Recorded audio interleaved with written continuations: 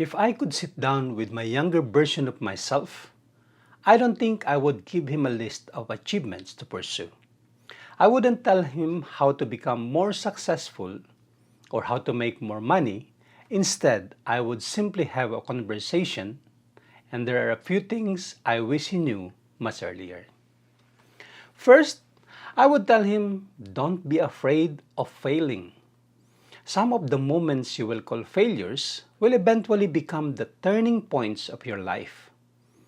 You won't understand them at first, but one day, you look back and realize they were preparing you for something greater. I would tell him, love people while you still can. Don't assume there will always be another opportunity to say, I appreciate you, I forgive you, I love you. Love is more fragile than you think. Don't wait. I would tell him, stop comparing your journey with everyone else's. Some people will arrive earlier, others later, but your purpose was never meant to look exactly like theirs. Walk your own path. Trust your own season. I would tell him, take care of your relationship with God. Not only when life becomes difficult, but every day. Because the faith won't remove every storm, but it will give you strength to walk through them.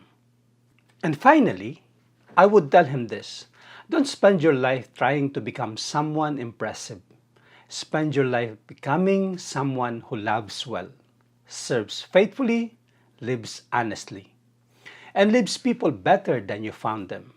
Because at the end of life, people may forget what you achieved, but they rarely forget how you made them feel.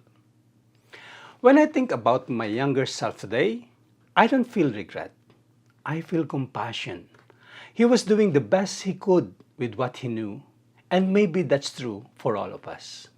We're all learning, we're all growing, one season at a time.